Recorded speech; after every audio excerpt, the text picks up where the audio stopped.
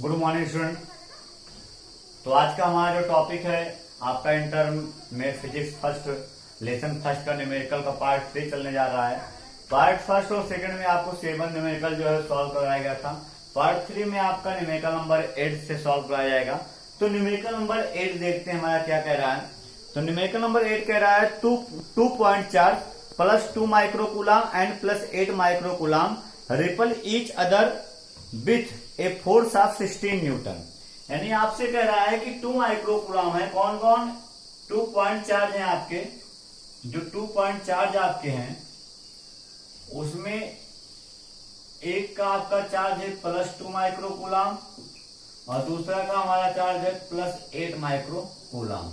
ये आपके 2 point charge है। कौन कौन प्लस 2 माइक्रोकूलम और प्लस 8 माइक्रोकूलम। प्लस 2 माइक्रोकूलम और प्लस 8 माइक्रोकूलम के बीच में जो रिपल्सिव फोर्स लग रहा है, क्योंकि हम जान रहे हैं जब सेम नेचर के चार्ज होते हैं तो वहां रिपल्सिव फोर्स होता है। तो रिपल्सिव फोर्स देखेंगे तो कितना लग रहा है आपका रिपल्सिव फोर्स यहाँ पर लग रहा है आपका 16 न्यूटन। कितना लग रहा है आपका 16 न्यूटन।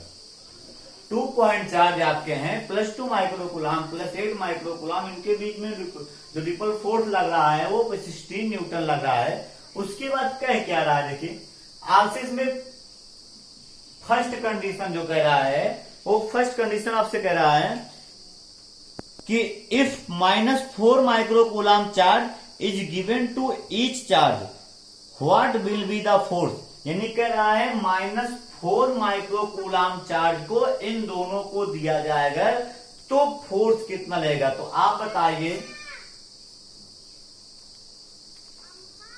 यहां पर देखिए आपका पॉइंट ए है, पॉइंट आपका बी है।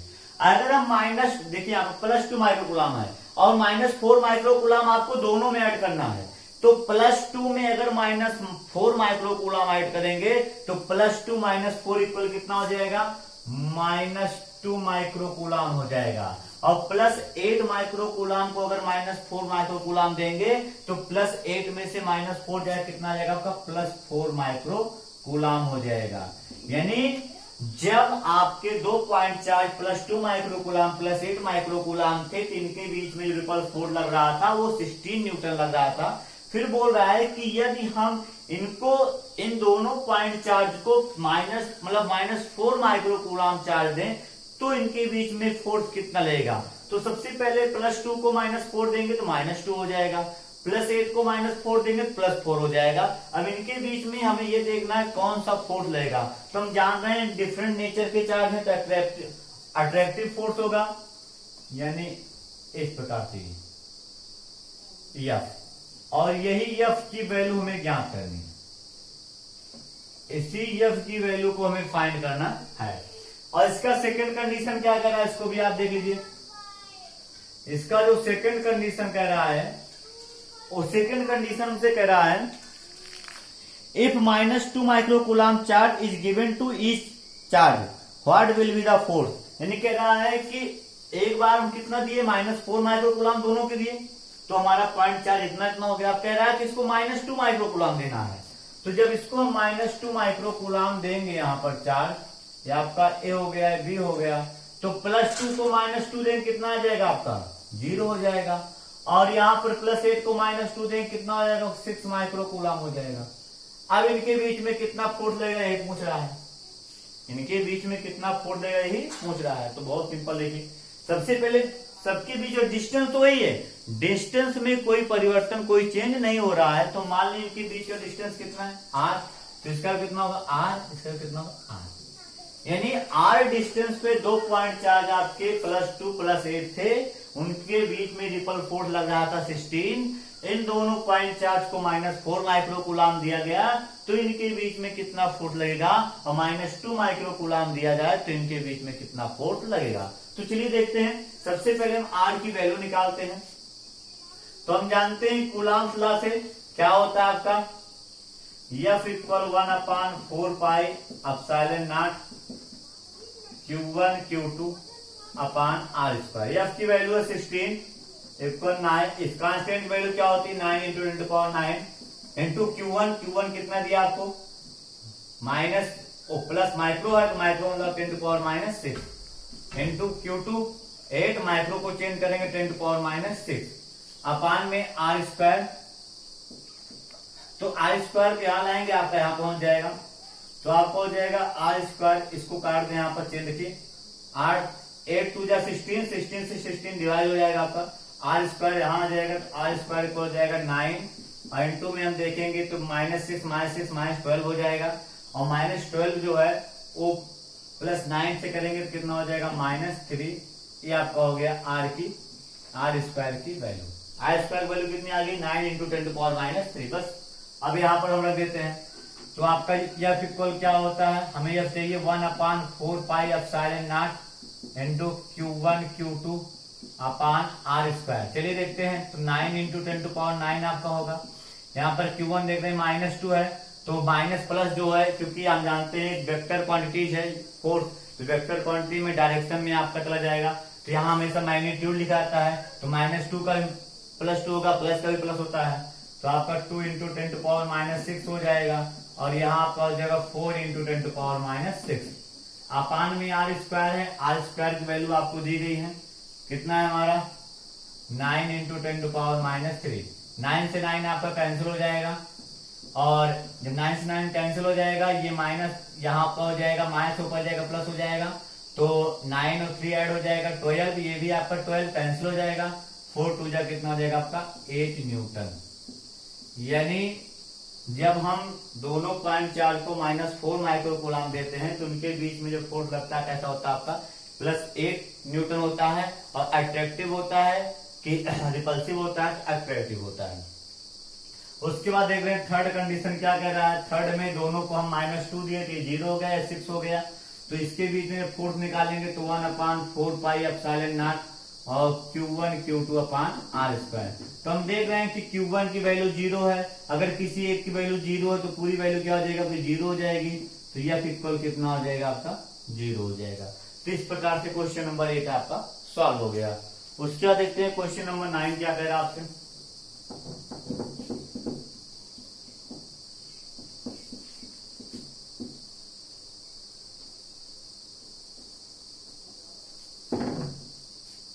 इसके बाद जो पार्ट आएगा कल से, तो आपका अगला लेसन चलेगा, lesson second Gauss theorem.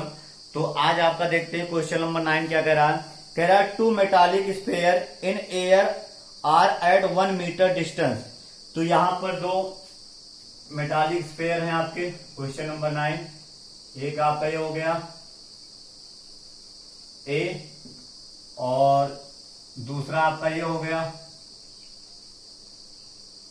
B, और ये 1 मीटर के डिस्टेंस पर है। उसके बाद कह रहा है if each sphere has a excess of 10⁻6 electron, यानी दोनों जो आपके मेटालिक स्फीयर हैं कितने इलेक्ट्रॉन एक्सेस कर रहे हैं 10⁻6। तो यहां पर हमारा जो इसका चार्ज होगा आपका हो जाएगा 10⁻6 ई, क्योंकि N होता है number of electron into charge of electron, दोनों को मल्टीप्लाई करते हैं तो हमारा चार्ज होता है, तो 10⁻6 ई हो गया। इसका भी कितना हो जाएगा आपका हो जाएगा 10⁻6 ई। कैसे, हम जानते हैं Q इक्वल क्या होता है आपका N होता है, और कह रहा है कि 10⁻6 इलेक्ट्रॉन दिया है दोनों पे, तो आपका कितना हो जाएगा Q इक्वल 10⁻6 ई और 10⁻6 ई।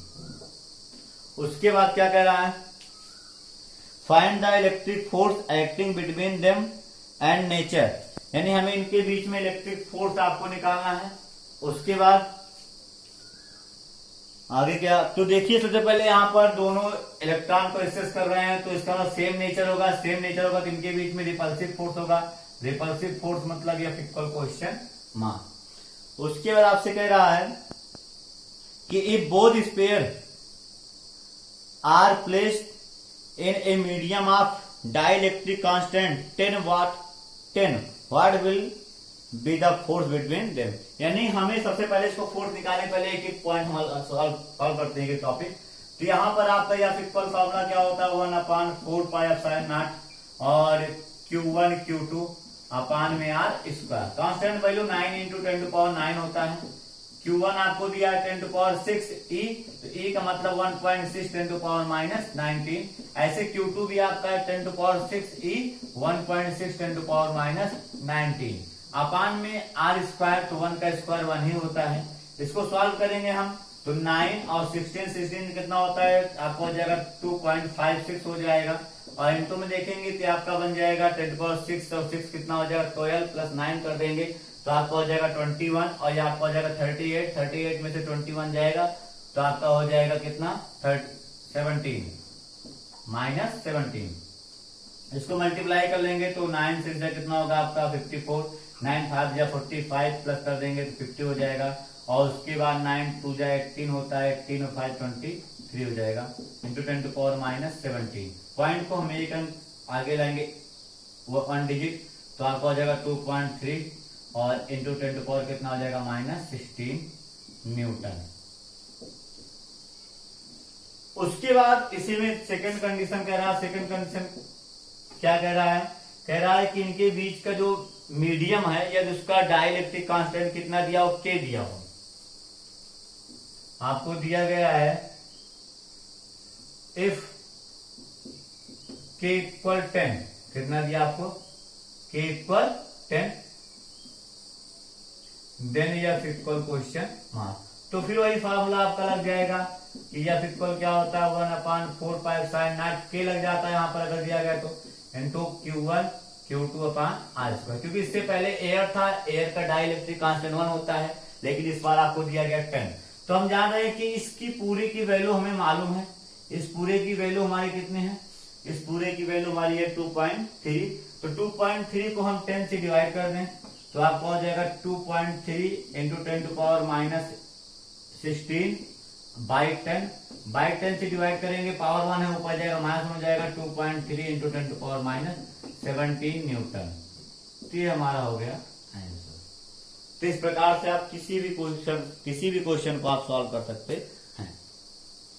सबसे पहले जब इनके बीच का मीडियम एयर था तो यह equal 1/4 sin not Q1 Q2/r²। यहाँ सॉल्व कर लेंगे। अगर इनके बीच के मीडियम का डाइलेक्ट्रिक कांस्टेंट आपको 10 दिया है तो आपका वही फार्मूला यहाँ पर भी आपका के होता है। और हम जानते हैं एयर का डाइलेक्ट्रिक कांस्टेंट 1 होता है इसलिए के नहीं लिखा गया है और वहां पर 10 दिया है तो यहाँ पर 10 रखेंगे। तो पूरा सॉल्व करने से अच्छा है कि हम देख रहे हैं कि हम के को अगर छोड़ दें तो बाकी पूरे फार्मूले को हम सॉल्व कर चुके हैं। तो हम इसको 1/k भी लिखते हैं, के से डिवाइड कर देंगे, जो आएगा वही हमारा आंसर हो जाएगा। देखते हैं क्वेश्चन नंबर 10 क्या कह रहा है आपसे।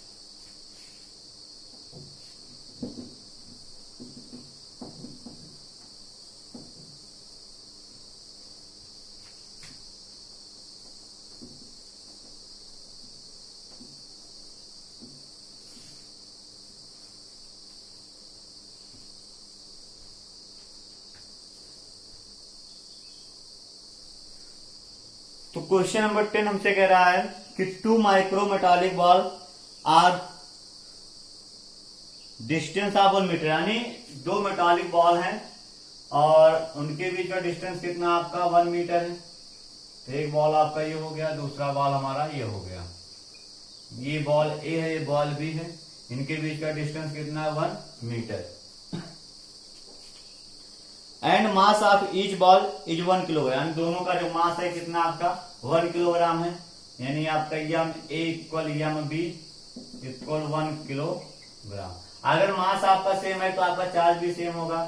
तो Q A equal Q B equal हम मान लें कितना आपका है क्यू कूलम।